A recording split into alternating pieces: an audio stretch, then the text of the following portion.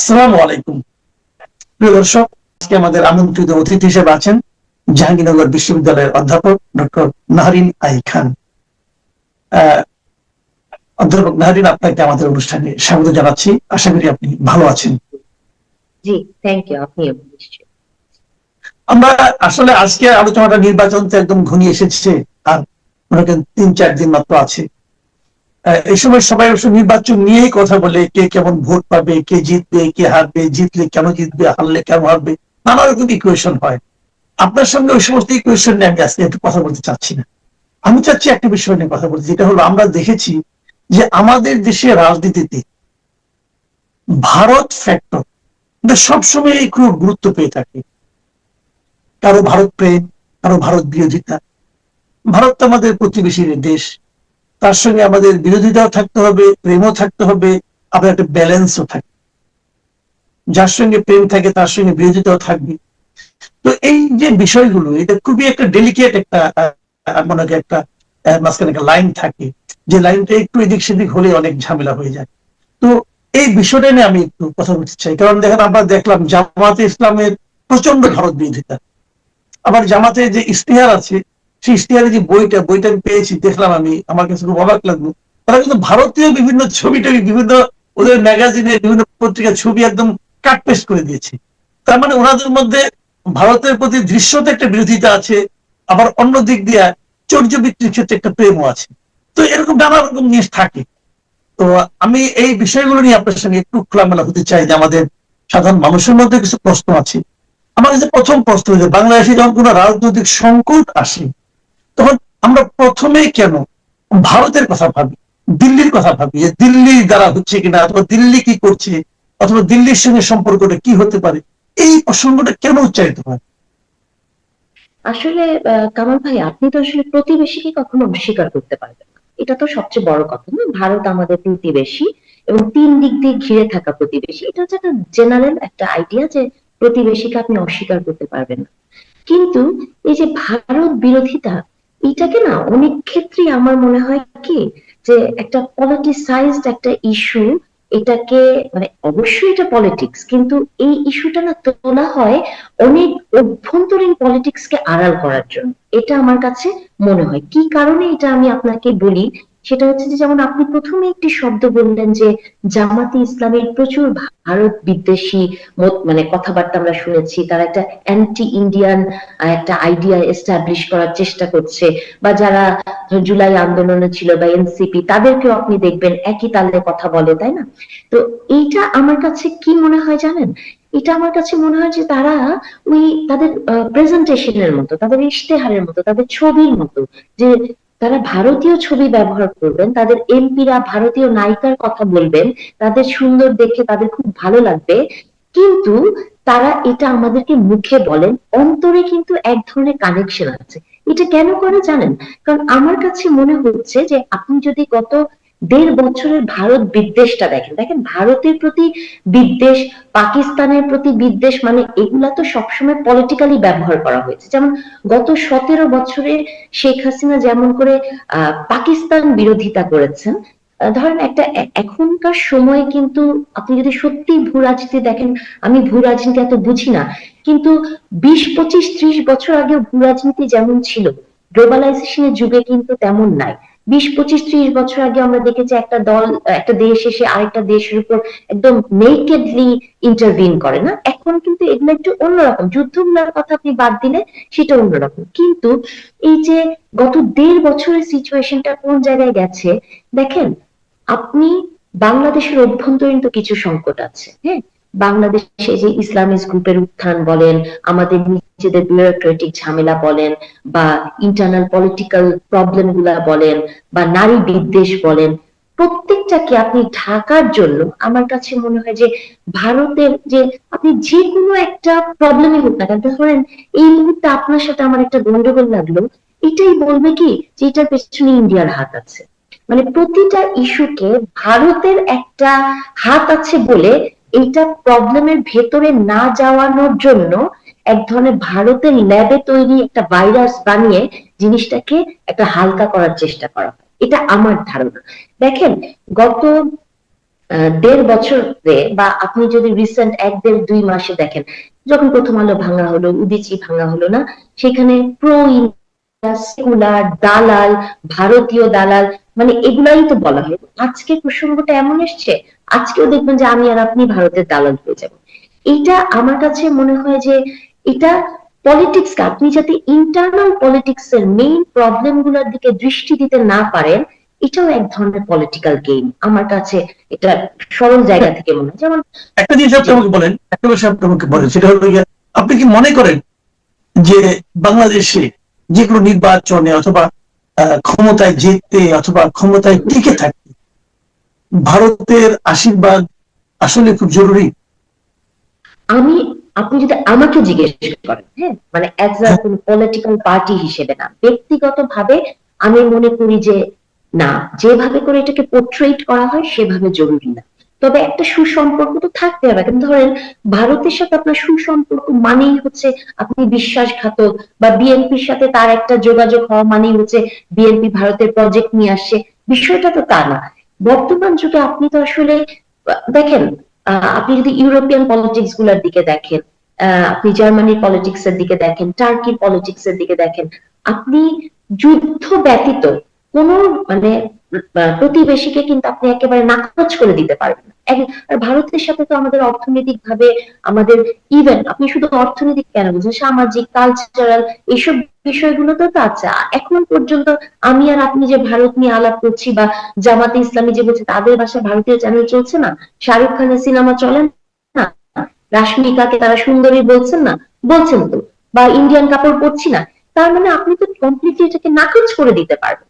কিন্তু আমি মনে করি যে যেভাবে করে পোর্ট্রেট করা হয়, যে একটা রাজনৈতিক দলের, যেমন আপনি দেখেছেন খালেদা জিয়ার জানাজাতে যখন ইন্ডিয়া থেকে পররাষ্ট্র মন্ত্রণালয় থেকে লোক এসছে, তখন বলা হয়েছে যে এই যে দেখো, মানে বিএনপি এখন ইন্ডিয়ার সাথে একটা যোগসূত্র করে ফেলেছে। বাট এগুলো তো একটা নর্মাল সম্পর্ক আপনাকে রাখতে হবে। তো যে কথাটার মধ্যে আমি আসলে থাকতে চাই, যেমন আমি কয়েকদিন আগে একজন লেখা পড়ছিলাম, একটু জামাত ঘরানার একজন রাইটার, তিনি একটি লেখাতে, আমি নামটা না বলি, তিনি একটি লেখাতে লিখছেন যে আহ ভারতের কাছে প্রবলেম এখন কিছুই না। ভারতের কাছে প্রবলেম এখন বিএনপি না, কোন রাজনৈতিক দল ক্ষমতায় আসবে তা না, শুধুমাত্র প্রবলেম হচ্ছে জুলাই যোদ্ধা। জুলাই যোদ্ধারা নাকি ভারতের কাছে এখন মেইন প্রবলেম। এটা কিন্তু ভেরি প্রবলেমেটিক বিষয়টা। দেখেন, আপনি যখন এই কথাটা বলছেন যে জুলাই যোদ্ধারাই শুধু তাদের প্রবলেমের মানে প্রবলেম ক্রিয়েট করছে ভারতের, ভারতের সাথে বাংলাদেশের যে আরো অনেক অনেক বিষয় আছে, বাংলাদেশের সাথে চুক্তি আছে, বা বাংলাদেশের অভ্যন্তরীণ পলিটিক্স এর যে বিষয়গুলো আছে, যেমন বাংলাদেশের পলিটিক্স এ তো 5টা বিষয় ভেরি ইম্পর্টেন্ট। যেমন ইন্টারনাল পলিটিক্স, যেমন মিলিটারি, মিলিটারি হচ্ছে ভেরি ইম্পর্টেন্ট একটা গেম প্লে করে। তারপর ধরেন একটা সিঙ্গেল ব্যুরোক্রেসি এখানে ইম্পর্টেন্ট গেম প্লে করে, পলিটিক্যাল পার্টি করে, রিলিজিয়াস গ্রুপ করে, এবং বিজনেসম্যানরা করে। এটা তো ইন্টারনাল পলিটিক্স কে এক ধরনের কন্ট্রোলের মধ্যে আনে। এখন আপনি এইখানে এমফাসাইজ না দিয়ে আপনি যদি সমস্ত কনস্পিরেসি বা সমস্ত গন্ডগোলকে ভারতের দিকে দেন, তাহলে হবে কি, আপনার চিন্তার মেরুকরণটাকে আপনি খুব সরলীকরণ করলেন, এবং সেই জায়গা থেকে আপনি এই যে একটা ইসলামিক গ্রুপের উত্থান হচ্ছে, এই যে নারী বিদ্বেষী বিশাল একটি গ্রুপ তৈরি হচ্ছে, এগুলাকে আপনি ঢেকে দিচ্ছেন। আমার মনে হয় যে এই ন্যারেটিভ গুলা তৈরি করা হয় বাজারে, যাতে মূল ইস্যুটা সামনে না আসে। মূল ইস্যুটাকে ঢেকে ফেলার জন্যই মনে হয় এই ধরনের একটা ন্যারেটিভ তারা তৈরি করে, এটা আমার ধারণা। আচ্ছা, একটা কথা বলেন, আপনি দেখবেন যে যখন নাকি শেখ হাসিনা সরকারের পতন হল, ডক্টর ইউনূসের নেতৃত্বে একটা অন্তর্বর্তীকালীন সরকার এলো, আমরা ভারতের মিডিয়াগুলোতে দেখলাম একটা হই হই রই রই ব্যাপার। তারা এমন ভাবে প্রচার করা শুরু করলো, আমি তো একটা ভারতের মিডিয়াতে এমনও দেখেছি যে ঢাকা শহরের রাজপথে নাকি লাশের পর লাশ পড়ে আছে, এরকমও তারা কিন্তু বলেছে। কলকাতার কিছু বাংলাতে কিছু টিভি, রিপাবলিকান টিভি এরকম দেখলাম, ওখানে ক্লাউনের মতো একটা লোক লাফলাফি করছে আর বলছে যে এই মাত্র সব শেষ হয়ে গেল, মুখ হলো তমুক হলো, এগুলো আমরা দেখেছি।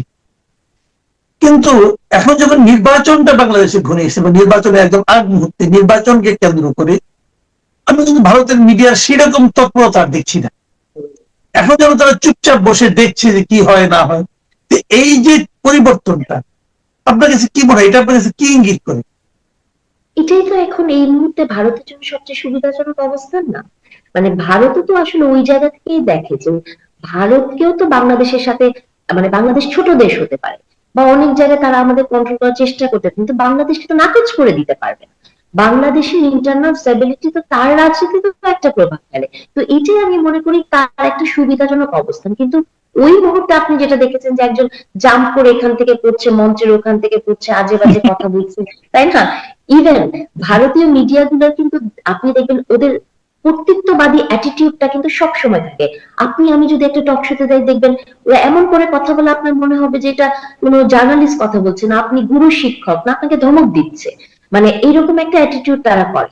তো ওই সময়টা আসলে প্রেক্ষাপট তো অন্য ছিল। এবং ভারতকে 17 বছর, যেমন শেখ হাসিনা বলেছেন আমি ভারতকে যা দিয়েছি ভারত এটা কোনোদিনও ভুলতে পারবে না, বা এই টাইপের একটি কথা। বা শেখ হাসিনা ওখানে আছে এক ধরনের, শেখ হাসিনা, আওয়ামী লীগ এবং ধরেন ওই দলটাকে এবং আমাদের মুক্তিযুদ্ধকেও এই ন্যারেটিভটাই তো তৈরি করা হয়েছিল যে আমরা ভারতের ডানে পেয়েছি, বা শেখ হাসিনার ক্ষমতাটাও ভারতের সাথেই সংযুক্ত। এই জন্য এক ধরনের ওনারশিপ ক্রিয়েট হয়েছিল।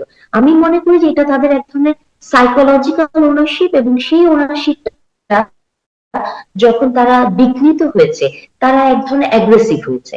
কিন্তু আস্তে আস্তে করে তারা যখন এখন দেখছে যে বাংলাদেশ আসলেই, আপনি যতই ক্রাইসিসের কথা বলেন না কেন, আমি তো বিশ্বাস করি যে একটি রাজনৈতিক দল যখন ক্ষমতায় আসবে তখন এই ভারতের অনেক কিছুই পরিবর্তন হয়ে যায়। যেমন ধরেন আপনার আহ ভারতের যে চুক্তিগুলো হয়েছে, আমি আমার একটা কথা সব সময় মনে হয়, দেখেন ইন্টারিম গভর্নমেন্টের কিন্তু অনেক সুযোগ ছিল মাসুদ ভাই, যে কত চুক্তি আমরা সারা জীবন শুনেছি না, দেশ বিক্রি হয়ে গেছে, এই চুক্তি হয়েছে।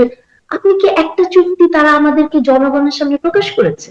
বা হাসিনার আমলে যে চুক্তিগুলো হয়েছে, তারা কি বলেছে যে এই দেশ বিক্রির এই চুক্তি হয়েছে, এই চুক্তিতে এই এই ক্লজ গুলা ছিল, এটা দেশকে বিক্রি করে দেওয়ার জন্য যথেষ্ট? দেখেন এগুলা হচ্ছে কি পলিটিক্যাল ল্যাঙ্গুয়েজ না? মানে এতই কি সস্তা, বা দেশের কি কোনো মানে টাকা পয়সার দাম আছে যেটা বিক্রি হয়ে যাবে? তার মানে একটা অ্যান্টি ইন্ডিয়ান সেন্টিমেন্ট ক্রিয়েট করে, যেখানে ধরেন এই দেশের মানুষ একটা সামান্য অ্যান্টি ইন্ডিয়ান সেন্টিমেন্ট দিয়ে জিনিসপত্র ভেঙে চুরে গুড়িয়ে ফেলতে পারে। ওই আন্ডারস্ট্যান্ডিংটা, বা যে দেশে ধরেন এখনো সাক্ষরতার মানে হার কি আপনি শিক্ষিত বলেন, সেই দেশে এই ধরনের একটা সেন্টিমেন্ট প্লে করাটা তো খুবই ইজি। এবং এই গেমটাই প্লে করে আমাদের রাজনৈতিক নেতারা। আপনার কি মনে হয় এটা ভারত প্লে করে? আমি তো মনে করি যে আমাদের ইন্টারনাল রাজনৈতিক নেতারাই, তাদেরকে আমরা যাতে প্রশ্ন না করতে পারি, তাদের দিকে অঙ্গুলি না তুলতে পারি, তারা নিজের একটা নিরাপদ জায়গায় থাকার জন্য এই ভারতের ল্যাবে তৈরি ভাইরাস আমাদের মধ্যে ছেড়ে দেয়। কিন্তু এটা কতটা যুক্তিযুক্ত? হ্যাঁ, অনেক ক্ষেত্রেই আছে। ভারত ভারত আপনাকে একটা বড় দেশ পাশে থাকলে যেটা হয় সেটাই হয়। ভারত তো শুধু আমাদের সাথে করে না, শ্রীলঙ্কার সাথে করেছে, নেপালের সাথে করে, তাই না? এই ধরনের একটা জিনিস তো সবসময় করছে। কিন্তু আমার কাছে মনে হয় যতটা না এটা ভারত কর্তৃক ক্রিয়েটেড এবং যতটা না সিরিয়াস, ততটা আমাদের ইন্টারনাল পলিটিক্যাল পার্টিস গুলা যারা আছে, যারা নেতারা আছে, যাদেরকে আপনি সরাসরি প্রশ্ন করতে পারেন যে তুমি কেন এই বিদ্বেষী কথাটা বলছো, তুমি কেন নারী বিদ্বেষ ক্রিয়েট করছো, এটা অনেক ইজি হয়ে যায় ওইভাবে নেওয়াতে, যে সমস্ত দৃষ্টি আপনি ভারতের দিকে দিয়ে দিবেন, তাহলে তার রাজনীতি করতে সুবিধা হয়। আমার এটা ধারণা। জি। আমরা প্রায় শেষ পর্যায়ে আর মাত্র দুটো প্রশ্ন আপনাকে করতে চাই। একটা কথা হলো কি যে এটা তো আপনি মানবেন এবং এটা আমরা নিজেরাও বুঝি যে ভারতের সঙ্গে বাংলাদেশের যে সম্পর্ক, দ্বিপাক্ষিক সম্পর্ক, এটা স্বাধীনতার পর থেকে এর মধ্যে তো অনেক এসেছেন, বঙ্গবন্ধু এসেছেন, জিয়া রহমান এসেছেন, এরশাদ, হাসিনা, খালেদা, সবাইকে এসেছেন। আমার মনে হয় যে এই সময়ে ভারতের সঙ্গে যে দ্বিপাক্ষিক সম্পর্ক, এর চেয়ে খারাপ সম্পর্ক সম্ভবত আর কখনোই ছিল না।